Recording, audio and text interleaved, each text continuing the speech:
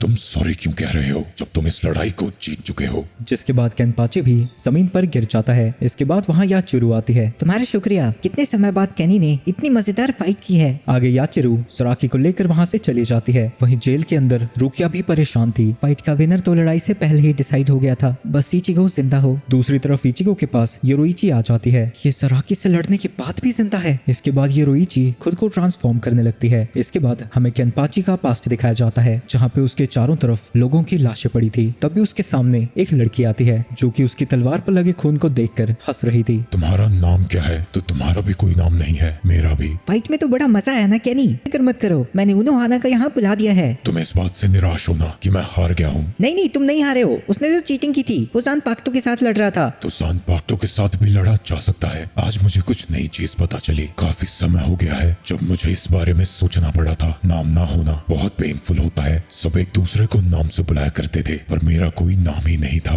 याचिरू ये उसका नाम है जिसे मैं मारना चाहता हूँ। मैं ये नाम तुम्हें देता हूँ। केनपाची उसका नाम होता है जो हर जनरेशन का सबसे स्ट्रॉन्गेस्ट सोल रीपर होता है। अब से मेरा नाम केनपाची है। ऐसी बिल्डिंग में भला हमें उसे गाइड करने की क्या जरूरत है? कैप्टन के होते हुए उसे कोई नहीं बचा पाएगा। तभी उसके ऊपर कुछ गिरता है जिसकी वजह से वो बेहोश हो जाता है। तभी वहाँ पर गांजो आता है और उसे कूनी मारकर उसे भी बेहोश कर देता है। इस दवाई से जिनका भी स्पिरिचुअल प्रेशर कम होता है वो बेहोश हो जाते हैं। तू तो डरावना निकला यार। इसके बाद वो गेट के पास पहुंच जाते हैं, जिसके बाद हाना अपनी चुराई हुई चाबी से दरवाजे को खोल देता है। और भी कौन है वो सुंदर लड़की जिसे बचाने इचिगो पागल हो रखा है? लेकिन जैसे ही वो रुकिया की शक्ल देखता है, गांजो हैरान हो जाता है क्योंकि वो वही लड़की है जिसने उसके बड़े भाई को मारा था। अगर तुम यहाँ से नहीं गए तो मुझे तुम्हें भी मारना होगा। तुमने ही मेरे बड़े भाई को मारा था ना? अच्छा, तो तुम उसके छोटे भाई हो? हाँ, उसकी जान मैंने ही ली थी। तुमने मेरे भाई को क्यों मारा था? हाँ, मुझे तुम्हें सफाई देने की कोई जरूरत नहीं है। अगर तुम मारना चाहते हो तो मुझे मार सकते हो। तभी उन्हें एक खतरनाक सा स्पिरिचुअल प्रेशर फील होने लगता है और उनके पीछे एक कैप्टन आ चुका था। दूसरी तरफ एक और कैप्टन को आइसन के मरने की खबर मिलती है। इस बंदे का नाम जूशिरो ओकिटाके है। मेरी यहाँ से निकलने में मदद करो, मुझे बाहर जाकर देखना है क्या हो रहा है। वहीं जिस कैप्टन का वो स्पिरिचुअल प्रेशर फील कर रहे थे वो ब्याक्यूया कुछ की है। हम कुछ भी कर लें, उससे नहीं लड़ सकते। सुन बे टिंगू, इसको यहाँ से लेकर जा। भले ही मैं इसे मारना चाहता हूँ, पर इचिगो से मैंने प्रॉमिस किया था कि मैं इसे बचाऊंगा। नहीं, आप उससे नहीं लड़ सकते, मैं उससे लड़ने चाहता हूँ। ये गधा कर क्या रहा है? इसके पास सान पाक्टो भी नहीं है, तुम यहीं पर रुको। जिसके बाद वो आगे जाकर हाना को उठाकर पीछे फेंक देता है और खुद ब्याक्यूया से लड़ने के लिए खड़ा हो जाता है। मैं कहाँ पर हूँ? ये कौन सी जगह है? मैंने तुम्हारे जख्मों पर पट्टी लगा दी है, पर ज्यादा हिलना डुलना मत, तुम्हें रेस्ट की जरूरत है। तो इचिगो उठने की कोशिश करता है जिससे उसका खून बहने लगता है। मैंने तुमसे क्या कहा था? बाकियों की फिक्र मत करो, वो सब अभी सेफ हैं। केनपाची ने तुम्हें मार ही दिया होता, पर मुझे तुम्हारे कपड़ों के अंदर से ये मास्क मिला जिसने ज्यादातर डैमेज को अब्सॉर्ब कर लिया। ये मास्क यहाँ पर कैसे आया? जब हम तीनों साथ में थे तभी हाना ने इस मास्क को फेंक दिया था। चलो इसे रख लेता हूँ, इसने मेरी जान बचाई है। तुम इसे कहीं नहीं रखने वाले, इसे मुझे वापस करो। वैसे तुम मुझे यहाँ कैसे लेकर आई? तुम तो इतनी सी हो। अच्छा, तुमने मेरी असली बॉडी देखी नहीं है ना? जिसके बाद वो खुद को अपनी असली बॉडी में ट्रांसफॉर्म करती है, जिसे देखकर इचिगो की आंखें खुली की खुली रह जाती हैं। तुम बिल्ली नहीं हो, तुम्हारे कपड़े नहीं है, कपड़े तो पहनो। तुमने कभी किसी लड़की को देखा नहीं होगा ना, सेक लो अपनी आंखों को। मैंने देखा हो ना देखा हो, तुम्हें उसे क्या मतलब? इसके बाद योरोइची उसे एक स्टिक सी चीज दिखाती है और बताती है कि इसी की मदद से वो उड़कर उसे यहाँ लेकर आई। कपड़े पहनो यार। जिसके बाद हार के योरोइची कपड़े पहने लेती है। तुम वापस से देखना चाहोगे? मुझे कुछ नहीं देखना, कपड़े पहन के रखो। निर्लज्ज औरत। इस चीज की मदद से मैं उड़ सकती हूँ, इसमें बस स्पिरिचुअल एनर्जी डालनी है। तभी वो दोनों भी स्पिरिचुअल प्रेशर को फील करने लगते हैं जो कि ब्याक्यूया का था। हाना और गांजू को मेरी मदद की जरूरत है। वो स्टिक में अपनी स्पिरिचुअल एनर्जी को डालता है जिससे उससे एक बड़ा सा पंख बाहर आता है। उसकी मदद से वो दरवाजे को तोड़ता हुआ उड़ के गांजू की तरफ जाने लगता है। दूसरी तरफ ब्याक्यूया के सामने खड़े होने से ही गांजू की सांस फूलने लगी थी। रुकिया गांजू को रोकने जाने लगती है। ये क्या हो रहा है? क्या इनर सेल में रहने की वजह से मुझ में एनर्जी नहीं है? गांजू ब्याक्यूया की तरफ भागता है, लेकिन अगले ही पल वो उसके पीछे आ जाता है। मुझे तुम्हारे लिए अपनी तलवार भी निकालने की जरूरत नहीं है। गांजू के हाथ में एक बड़ा सा कट आ गया था। ब्याक्यूया वहाँ से जाने लगता है। ओए, कहाँ जा रहा है? मैं अभी भी खड़ा हूँ। मैंने तुम्हें जीने का मौका दिया था, लगता है तुम्हें पसंद नहीं आया। स्कैटर, सनबोर्न, साकुरा। ब्याक्यूया की तलवार छोटे छोटे फूलों में बट जाती है जिससे वो गांजू के शरीर पर हर जगह हमला करता है और गांजू जमीन पर गिर जाता है। इसके बाद ब्याक्यूया फिर से अपनी ब्लेड से उसके ऊपर हमला करने वाला था, पर तभी वहाँ पर शीरो आ जाता है। तुम ये कर क्या रहे हो ब्याक्यूया? तुम्हें थोड़ी बहुत तो तरस खानी चाहिए। तभी उन लोगों को एक खतरनाक सा स्पिरिचुअल प्रेशर फील होने लगता है। ये तो किसी कैप्टन जितना है, पर मैं इसे पहचानता क्यों नहीं? और वो स्पिरिचुअल प्रेशर इचिगो का था। वो उड़ता हुआ रुकिया के पास उतरता है। रुकिया उससे कुछ बोलना चाहती थी, पर वो उसे इग्नोर करता हुआ सीधा हाना के पास जाता है और भी चुटकू ठीक है तू? इसके बाद वो वापस रुकिया के पास आता है। ये क्या हालत बना रखी है तुमने, और ऐसा चेहरा क्यों बना रखा है? तुम्हें बचाने आया हूँ, थैंक यू कौन बोलेगा? इचिगो, मैंने तुमसे कहा था ना, अगर तुम मुझे बचाने आए तो मैं तुम्हें कभी माफ नहीं करूंगी।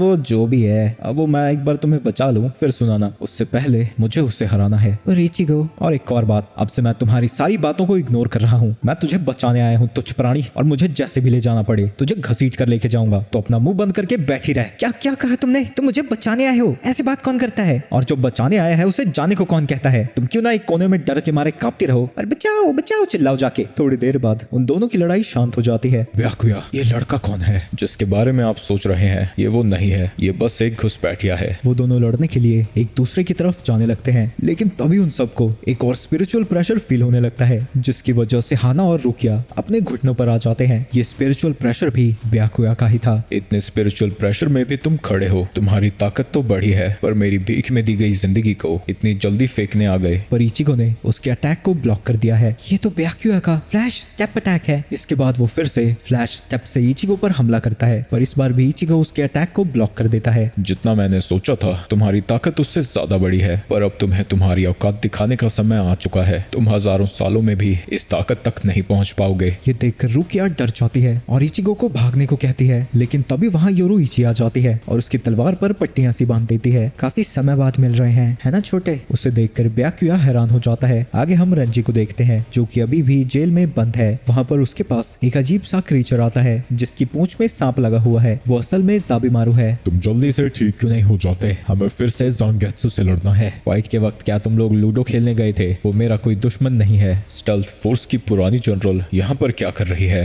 योरुइची, हट जाओ यहाँ से, मुझे उसे हराना है। तभी योरुइची अपने हाथ को उसके सीने में घुसा देती है, जिससे इचिगो बेहोश हो जाता है। तुम्हें लगता है तुम बच के यहाँ से चली जाओगी? तुम अभी इतने भी बड़े नहीं हुए जो कि पकड़म पकड़ाई में मुझे हरा सको। योरुइची ब्याकुया पे चढ़कर वहाँ से भागने लगती है, पर तभी वो उसके पीछे आ जाता है और उसके ऊपर हमला कर देता है, पर वो असल में एक इल्यूजन था। छोटे, तुम्हारा फ्लैश स्टेप अभी भी बहुत स्लो है। इसके बाद वो कूदकर छत पर चढ़ जाती है। मैं इसे 3 दिन बाद तुम्हारे पास लेकर आऊंगी, तब तुम इससे लड़ना। योरुइची वहाँ से चली जाती है और ब्याकुया उसके पीछे नहीं जाता और वहाँ से चला जाता है। वहीं थकावट की वजह से रुकिया बेहोश हो जाती है। वो लोग रुकिया को लेकर वहाँ से जाने लगते हैं। इस लड़के को भी लेकर जाओ, ये शायद आइजन की मौत के बारे में कुछ जानता हो। दूसरी तरफ फूरियो और ओरहिमे ने सोल रीपर से कपड़े पहन लिए थे और एक बंदा उन्हें ऑर्डर दे रहा था। मैंने तुम लोगों को पहले कभी नहीं देखा, अरे तुम तो इतनी सुंदर हो, क्यों ना मेरी बीवी बन जाओ। तब यूरियो आकर उसे रोक देता है। सर, आपको छिछोरी हरकतें छोड़कर अपने मिशन पर ध्यान देना चाहिए। इसके बाद हम देखते हैं कि उन्हें ये कपड़े कैसे मिले। कपड़े चुराने का आइडिया ओरहिमे का था, तो जैसे ही 2 बंदे आते हैं, वो अपनी कराटे स्किल्स का यूज करके उन दोनों को बेहोश कर देती है, जिसके बाद वो अपने कपड़े बदलने लगती है। ओ, रुक जाओ, रूम में जाकर बदलो। तुम काफी शर्मा रहे होगे ना? ये लो, मैंने तुम्हारे लिए एक चेंजिंग रूम बनाया है। इधर मुझे नहीं, तुम्हें जाना चाहिए। भला मैं क्यों इधर कपड़े बदल रहा हूँ? वहीं वो दोनों जब बात कर रहे थे, बगल में ही खड़ा होकर मायूरी सारी चीजें सुन लेता है। वहीं योरुइची उसे वापस से उसी जगह पर ले आई है। जैसे ही इचिगो को होश आता है, वो उसका कॉलर पकड़ लेता है। तो मुझे यहाँ पर क्यों लेके आई? तुम्हें पता है ना, उन सबकी जान खतरे में है। लेकिन खड़े होने की वजह से उसके जख्म फिर से खुल जाते हैं, जिसकी वजह से वो नीचे गिर जाता है। वहाँ पर शिरो मौजूद था। वो रुकिया का सुपीरियर है, वो उसे ऐसे ही कुछ भी नहीं होने देगा। वैसे भी तुम इस हालत में किसी को नहीं हरा सकते। चलो तुम्हारी ट्रेनिंग शुरू करते हैं। इसके बाद वो ट्रेनिंग के लिए अलग सी जगह पर पहुंचते हैं। तुम जानते हो, तुम्हारी ज़ानपाक्टो हमेशा रिलीज्ड फॉर्म में रहती है। रिलीज फॉर्म मतलब बिल्कुल केनपाची की तरह। पर क्या तुम जानते हो, ज़ांगेत्सु और हर ज़ानपाक्टो की एक सेकंड रिलीज फॉर्म होती है। पहली स्टेज को शिकाई कहते हैं और दूसरी स्टेज को बांकाई। किसी को कैप्टन बनने के लिए दोनों फॉर्म्स को रिलीज करना आना चाहिए। सिर्फ केनपाची ही एक एक्सेप्शन है, जो कि हिस्ट्री में पहला कैप्टन है जिसे ना ही अपनी ज़ानपाक्टो का नाम पता है, ना ही उसने कभी सेकंड फॉर्म को रिलीज किया है। शिकाई से बांकाई की ताकत 5 से 10 गुना ज्यादा होती है। नॉर्मली बांकाई को मास्टर करने के लिए 10 साल लग जाते हैं, पर तुम्हारे पास सिर्फ 3 दिन है, तो ट्रेनिंग बहुत खतरनाक होने वाली है और इसमें तुम्हारी जान भी जा सकती है। दूसरी तरफ ओरहिमे सुबाकी को अपनी फेरीज की मदद से हील कर रही थी, जिसके बाद वो दोनों वहाँ से बाहर निकल जाते हैं। तभी उनके पीछे एक सोल रीपर आता है। तुम लोग कौन हो? इतनी रात को यहाँ पर क्या कर रहे हो? हम स्क्वाड 11 से हैं। मैं भी स्क्वाड 11 11 से ही हूँ, पर तुम लोगों तो मैंने पहले कभी नहीं देखा। तभी उसके पीछे कुछ सोल रीपर्स आते हैं और उसके सर पर लकड़ी मारकर उसे बेहोश कर देते हैं। फिक्र मत करो, ये नशेड़ी हमेशा ऐसी ही हरकतें करता है। ये लोग हमारी मदद क्यों कर रहे हैं? वो सही सवाल कर रहा था। वो हीमे को बचाने उसके पास जाने लगता है, पर तभी वहाँ पर एक धमाका होता है। वो लोग असल में उन्हें ही फंसाने आए थे और स्क्वाड 11 से बिलोंग करते हैं, जो कि मायूरी की स्क्वाड है। कैप्टन, आपने तो कहा था हमें दोनों को फंसाना है, और आपने तो हम पे ही हमला कर दिया। छोटी मोटी लड़ाई में बड़े बड़े सैक्रिफाइस तो होते रहते हैं। जिसके बाद वो उस बंदे को भी उड़ा देता है। वहीं ओरिहिमे ने समय पर अपनी शील्ड का यूज कर लिया था, जिसकी वजह से उरियू बच गया था।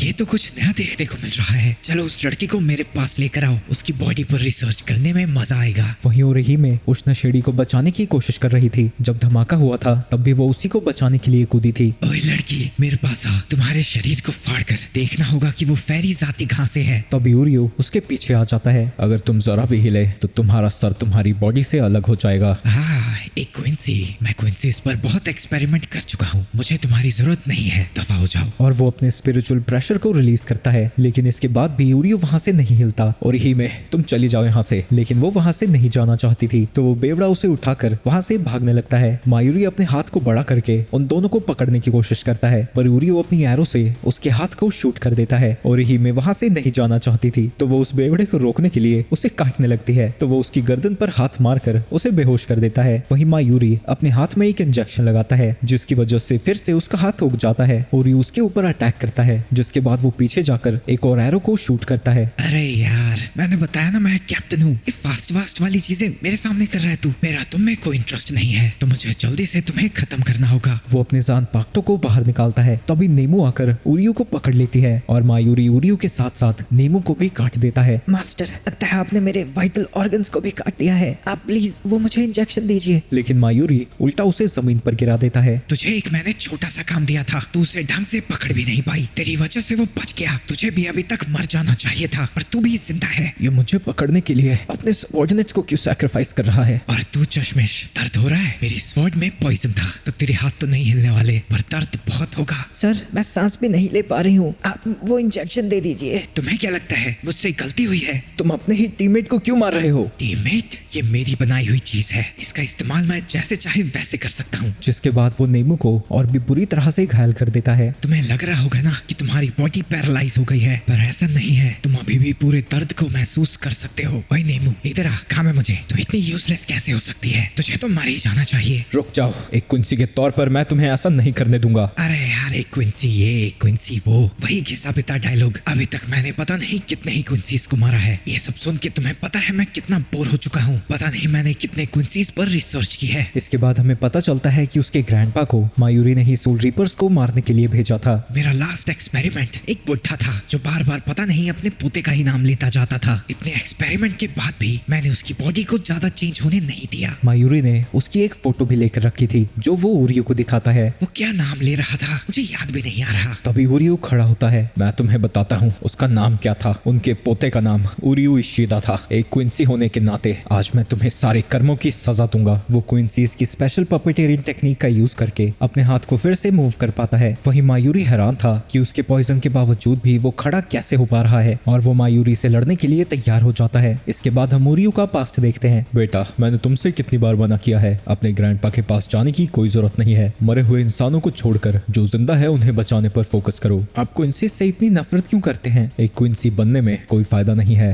दादाजी, मैं भी एक क्विंसी बनना चाहता हूँ और ताकतवर होकर लोगों को हॉलो से बचाना चाहता हूँ। शायद तब मेरे डैड क्विंसीज की तारीफ करेंगे। जो भी तुम करना चाहते हो वो उस पर डिपेंड करता है कि तुम क्या बचाना चाहते हो। जो तुम्हारे डैड बचाना चाहते हैं वो तुम्हें समय आने पर पता लग जाएगा। तब तक के लिए ये तुम रखो। ये वही वेपन है जिससे उरियो ट्रेनिंग कर रहा था। ये एक रेशी ग्लव है जिसकी मदद से स्पिरिट पार्टिकल्स को बेहतर तरीके से कंट्रोल किया जा सकता है। मायूरी अपने कान में से एक अजीब सा वेपन निकालता है जिससे वो उरियो के ऊपर हमला कर देता है, पर उरियो उसे डॉच कर लेता है। उसने इस ग्लव के साथ यहाँ आने से पहले दिन दिन रात ट्रेनिंग की थी। चाहे कुछ भी हो जाए, तुम्हें कभी इस ग्लव को अपने हाथ से नहीं निकालना है। इससे तुम्हारी पावर तो बहुत ज्यादा बढ़ जाएगी, पर इससे तुम्हारी क्विंसीज की पावर हमेशा के लिए चली जाएगी। ओरियो उससे लड़ता ही जाता है, पर उसका एक भी एरो मायूरी तक नहीं पहुंच पाता। क्या मेरे पास कोई और रास्ता नहीं है? ग्लव को निकालना ही होगा। खेल बहुत हुआ, अब तुम्हें खत्म करने का समय है। ओरियो अपने ग्लव के एक पिन को तोड़ देता है, जिससे उसकी पावर्स अचानक से ही बढ़ने लगती हैं और उसका लुक ही पूरी तरह से चेंज हो जाता है। ओरियो अपने आसपास के सभी स्पिरिट पार्टिकल्स को अब्सॉर्ब करने लगता है। वो सारी स्पिरिट एनर्जी इकट्ठा होकर उसके पंख से जुड़ रही थी। तुम्हारे पास इतनी ताकत कहाँ से आई? ओरियो उसके ऊपर एरो से हमला करता है, जिससे मायूरी बच तो जाता है, पर तभी वो उसके ऊपर आकर एक और एरो से उस पर हमला कर देता है और उसके उस अटैक को मायूरी डॉज नहीं कर पाता। तुम्हें क्या लगता है तुम जीत गए हो? तुमने मेरी असली ताकत अभी देखी ही नहीं है। बांकाई। मायूरी का बांकाई बहुत ही ज्यादा बड़ा था, जो कि देखने में एक छोटे से भयानक बच्चे जैसा है। मेरी पड़ोस का लड़का भी ऐसा ही दिखता है भाई, फिर भी उसके घर वाले उसे प्यारा प्यारा बुलाते रहते हैं। वो अपने बांकाई से चारों तरफ जहर फैलाने लगता है। जो भी इस पॉइजन की चपेट में आएगा उसकी मौत पक्की है। ओरियो अपनी एक एरो से उसके बांकाई के ऊपर हमला करता है, जो कि इतना ज्यादा पावरफुल था। उससे मायूरी का बांकाई डिस्ट्रॉय हो जाता है और उसके साथ साथ मायूरी के पेट में भी एक बड़ा सा छेद हो चुका था। उसके बांकाई के 2 टुकड़े हो जाते हैं। तुम बहुत करीब थे क्विंसी। अगर तुमने मेरे सर पर हमला किया होता तो तुम मुझे मार चुके होते। वो अपनी गर्दन में ही तलवार घुसा लेता है और वो अपनी बॉडी को स्लाइम में बदलकर वहां से भागने लगता है। ओरियो उसके ऊपर हमला करने वाला था, लेकिन तब तक मायूरी वहां से जा चुका था। अब ओरियो की बॉडी में पॉइजन तेजी से बढ़ने लगा था। मेरी पॉकेट में दवा है, मेरे पास आओ। वो एंटीडोट निकाल कर ओरियो पी जाता है और वहां से जाने लगता है। चलते चलते ओरियो की हालत खराब हो जाती है और अब उसकी टेक्निक भी काम नहीं कर रही थी, तो वो अपने हाथ का यूज नहीं कर पाएगा और वो ऐसी टूटी फूटी हालत में भी रुकिया को बचाने जाने लगता है। वो रुकिया की जेल की तरफ ही जा रहा था, तभी उसके सामने एक और कैप्टन आ जाता है और वो अपने जानपाक्टो की शिकाई फॉर्म को रिलीज करता है। इसकी वजह से ओरियो बेहोश हो जाता है। मैं तुमसे फालतू की लड़ाई नहीं करना चाहता था, फिक्र मत करो, ये जंग जल्द ही खत्म हो जाएगी। योरोइची इचिगो को ट्रेन करने के लिए वहां पर एक डॉल को लेकर आती है, जिसकी मदद से ज़ांगेत्सु अपनी फिजिकल फॉर्म ले सकता है, लेकिन वो उसे 3 दिन तक ही मेंटेन कर पाएगा। इसके बाद ज़ांगेत्सु उनके सामने आ जाता है और अब योरोइची भी उसे देख सकती थी। ज़ांगेत्सु अपना हाथ जमीन पर रखता है और उसके पीछे बहुत सारी तलवारें आ जाती हैं। इसमें से तुम्हें असली ज़ांगेत्सु को ढूंढना है। तुम सिर्फ उसी से मुझे हरा सकते हो। इससे पहले कि मैं तुम्हें जान से मार दूं, तुम्हें असली तलवार को ढूंढना होगा। इसके बाद उनकी ट्रेनिंग शुरू हो जाती है। दूसरी तरफ स्क्वाड 4 में चैड को लेकर आया जाता है। रंजी जेल में रुकिया के साथ अपने बचपन को याद कर रहा था। इसके बाद वो जेल को तोड़कर बाहर आ जाता है और वहाँ के गार्ड को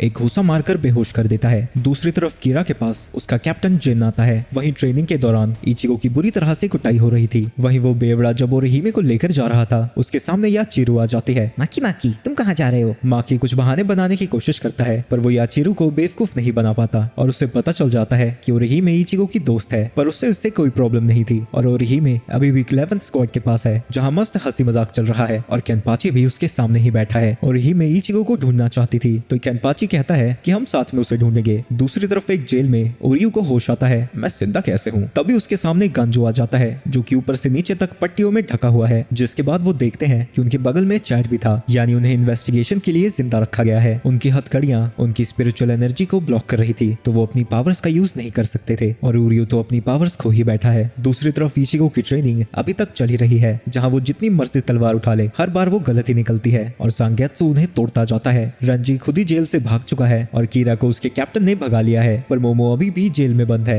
इसके बाद हम कुछ साल पहले का सीन देखते हैं, जहाँ वो टोशिरो के सर के ऊपर हाथ रख रही थी। मैं कोई बच्चा नहीं हूँ, मेरे सर पे हाथ मत रखा करो। जब तुम स्कूल में आ जाओगे तब मैं तुम्हारे सर पर हाथ नहीं रखूंगी। सोल्जरी पर स्कूल कौन जाने वाला है? मैं तो कहता हूँ तुम वापस भी मत आना। वहीं कीरा अपने माँ बाप की ग्रेव के पास था। रंजी और रुकिया भी भागते हुए स्कूल की तरफ जा रहे हैं। इसके बाद हम उन सबको हार्डो की ट्रेनिंग करता हुआ देखते हैं, जहाँ सबसे पहले मोमो हार्डो 31 का यूज करती है। वहीं जब कीरा उसका यूज करता है, वो उसके टारगेट को पूरी तरह से खत्म कर देता है। इसके बाद रंजी की बारी थी, पर वो इतनी ज्यादा पावर लगा देता है कि उससे बहुत बड़ा धमाका होता है और रंजी भी झुलस चुका था। रंजी कीरा को अपने कंपटीशन के रूप में देखता है, तो वो तलवारबाजी की प्रैक्टिस में भी अपनी पूरी जीत जान से लड़ता है। इसके बाद कीरा रंजी से मिलने जाता है, तभी पूरे स्कूल में भगदड़ मच जाती है, क्योंकि वहाँ पर 2 कैप्टन उनसे मिलने आए हैं और किसी तरह धक्का मुक्की कर कर मोमो आगे आ जाती है। इसके बाद जब वो तोशिरो से मिलने जाती है वो उसे बताती है कि कैप्टन कितने कमाल के होते हैं। जब मैं सोल रीपर बनूंगी मैं कैप्टन आइजन की स्क्वाड को ज्वाइन करूंगी। वहीं रुकिया खड़ी होकर कुछ सोच रही थी, तभी रंजी आकर उसके पिछवाड़े पर लात मारता है और उसे बताता है कि वो सब लोग पहली बार ह्यूमंस के वर्ल्ड में जा रहे हैं जहां वो डमी हॉलोज से लड़ेंगे। इसके बाद हम कुछ और सोल रीपर स्टूडेंट्स को देखते हैं जहां हिसाकी सबसे कमाल का है जो ग्रेजुएशन करने से पहले ही एक स्क्वाड में जा चुका है। वो सभी लोगों को 3-3 की टीम बनाने को कहते हैं। इसके बाद वो सभी गेट के थ्रू जाकर इंसानों की दुनिया में पहुंच जाते हैं जहां पर उनके सामने हॉलोज आना शुरू हो जाते हैं। मोमो एक हॉलो के ऊपर हार्डो 31 यूज करने वाली थी पर तभी वहां पर कीरा आकर उसे बीच में से काट देता है। इसके बाद उनकी ट्रेनिंग खत्म हो जाती है और वो गार्ड टीम को पोर्टल को ओपन करने को कहते हैं लेकिन उन्हें कोई जवाब नहीं आता और हम देखते हैं कि गार्ड टीम पूरी तरह से खत्म हो चुकी है। और हिसागी पीछे मुड़कर देखता है कि वहां पर काफी सारे असली हॉलोज आ चुके हैं। वहां पर एक बड़ा सा हॉलो भी था जो कि उस लड़की को मार के खत्म कर देता है। हिसागी और उसका साथी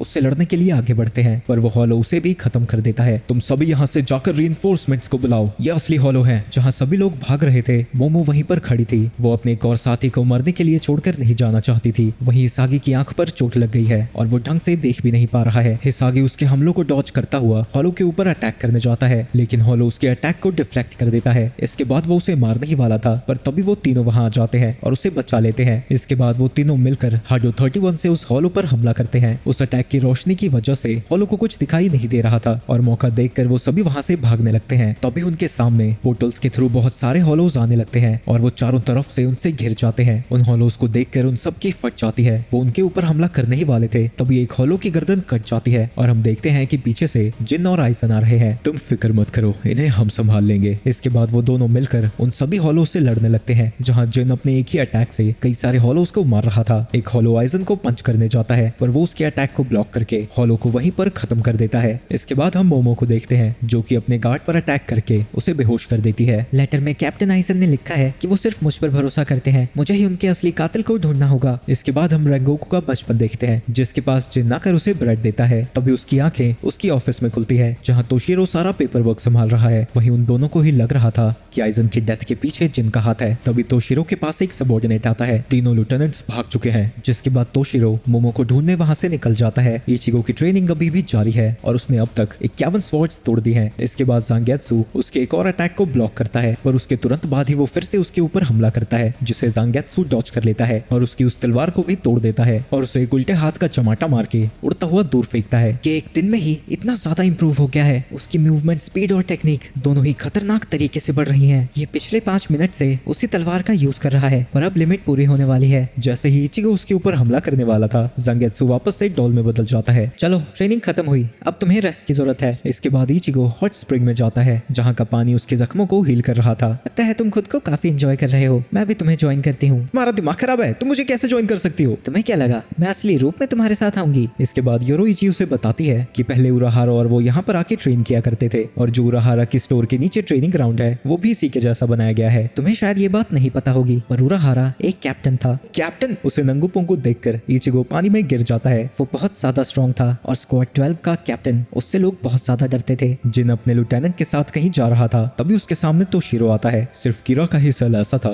जो कि बाहर से टूटा है तो मैं समझ गया कि तुमने ही उसे फ्री किया है। वो तो मैंने जानबूझ के किया था ताकि तुम्हें पता लगे। इससे पहले कि वो यहाँ पर आए मैं तुम्हें मार दूंगा। लेकिन तभी वहाँ पर मोमो आ जाती है। मैं कैप्टन आइजन का बदला लेने आई हूँ, तुमने उनकी जान क्यों ली? ये क्या कह रही है? जरूर उस लेटर में कुछ लिखा है जिससे मोमो को लगता है कि आइजन की जान मैंने ली है। आइजन ने मुझे बताया है कि रुकिया की एग्जीक्यूशन के पीछे कोई और वजह है। वो सोक्योकू को अनसील करना चाहते हैं जो कि तभी अनसील होती है जब किसी को एग्जीक्यूट करना होता है। सोक्योकू की ताकत इतनी ज्यादा खतरनाक है कि 10 लाख ज़ानपाक्टो भी उसका सामना नहीं कर सकती। जब भी किसी सोल रिपर को इस हथियार से मारा जाता है उस हथियार की ताकत और ज्यादा बढ़ जाती है। आइजन ने अपने लेटर में लिखा था कि इस हथियार से कोई सोल सोसाइटी के साथ साथ पूरे सेरेटे को डिस्ट्रॉय करना चाहता है और जिस पर आइजन को शक है वो तोशिरो हित्सुगाया है। आज मैंने तोशिरो को सीक्रेट ईस्टर्न वॉल के पास बुलाया है, देखते हैं वहाँ क्या होता है। लेकिन अगर मैं मर जाता हूँ तो मोमो मेरा एक काम करना और उसे जान से मार देना। मोमो उसके ऊपर हमला करती है जिसके अटैक से तोशिरो बच जाता है। मैं जिस आइजन को जानता हूँ वो समझदार है। वो तुम्हें कभी ऐसी लड़ाई में नहीं भेजेगा जो तुम नहीं जीत सकती और वो अपने काम के लिए अपने सबऑर्डिनेट का यूज कभी नहीं करता। मैं कुछ नहीं सुनना चाहती, जो लेटर में लिखा है मैं सिर्फ वही मानूंगी। और अब वो तोशिरो को भी मारने के लिए तैयार थी जिसे वो अपने छोटे भाई जैसा मानती है। उस लेटर से जरूर किसी ने छेड़छाड़ की है जो कि चाहता था कि मोमो और मुझ में लड़ाई हो और तोशिरो का शक जिन पर जाता है। इसके बाद वो मोमो पर अटैक करके के उसे बेहोश कर देता है। मैंने तुमसे पहले ही कहा था, अगर मोमो को एक खरोच भी आई तो मैं तुम्हें जान से मार दूंगा। इसके बाद वो दोनों ही लड़ने के लिए तैयार हो जाते हैं। अगर तुम मरना नहीं चाहते तो तुम्हें पीछे हट जाना चाहिए। पीछे नहीं, यहाँ से दूर चले जाओ। जब तक तुम हमें देख सकते हो तब तक तुम्हारी जान खतरे में है। इसके बाद उन दोनों की फाइट शुरू हो जाती है जिसमें टक्कर बराबरी की लग रही थी। तोशिरो अपनी और भी ज्यादा स्पिरिचुअल एनर्जी रिलीज करने लगता है, पर ये गधा अभी तक यहीं पर था और उसके स्पिरिचुअल प्रेशर की वजह से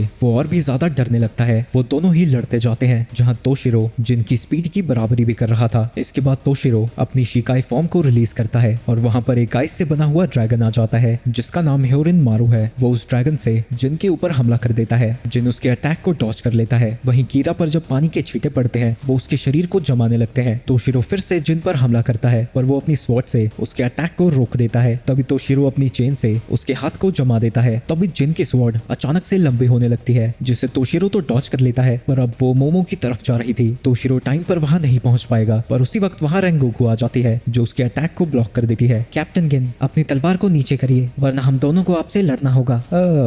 चलो ठीक है। रुकिया के एक्सिक्यूशन को 5 दिन आगे बढ़ा दिया गया है और अब इचिगो की ट्रेनिंग के पास सिर्फ 2 दिन है, जिसके अगले दिन ही हमें रुकिया को बचाने जाना होगा। पर ये ट्रेनिंग उराहारा ने अपने लिए बनाई थी और आज तक सिर्फ वही है जो कि इसे कंप्लीट कर पाया है। दूसरी तरफ रुकिया के पास कुछ लोग आते हैं जो उसे बताते हैं कि उसकी एक्सिक्यूशन अब कल ही होने वाली है, यानी अब इचिगो के पास जरा भी समय नहीं है। दूसरी तरफ मोमो का इलाज चल रहा था। तोशिरो उस लेटर में लिखी हुई बातों के बारे में सोच रहा था। तभी उसके पास एक हेल बटरफ्लाई आती है जो उसे बताती है कि रुकिया का एक्सिक्यूशन 19 घंटों में होने वाला है और अब ये नहीं बदलेगा। हमें इस एक्सिक्यूशन को रोकना होगा। हम उस वेपन को रिलीज होने नहीं दे सकते। वहीं इचिगो अभी भी सांगेत्सु के साथ ट्रेनिंग कर रहा है। तभी गुफा की एंट्रेंस धमाके से टूट जाती है और हम देखते हैं कि वहाँ पर रेंजी आया है। रुकिया की एक्सिक्यूशन 29 घंटे में होने वाली है, इसलिए मैं यहाँ पर आया हूँ ताकि मैं शांति से ट्रेनिंग कर सकूं। अभी यहाँ पर अपने बांकाई को रिलीज करने आया हूँ। तभी इचिगो की एक और तलवार टूट जाती है। उन्होंने डेडलाइन को चेंज कर दिया है। मुझे अपने बांकाई को जल्दी से जल्दी रिलीज करना होगा। ट्रेनिंग जब से शुरू हुई थी तब से पहली बार उसका स्पिरिचुअल प्रेशर बढ़ने लगा था, जो देखकर योरोइची को लगता है कि शायद वो जल्द ही अपने बांकाई को रिलीज कर पाएगा। तो कल मैं मरने वाली हूँ, बस इचिगो और बाकी सब सेफली यहाँ से चले जाएं। इसके बाद हम रुकिया के पास्ट को देखते हैं जहाँ वो एक सोल रीपर की डेड बॉडी को पकड़कर रो रही थी।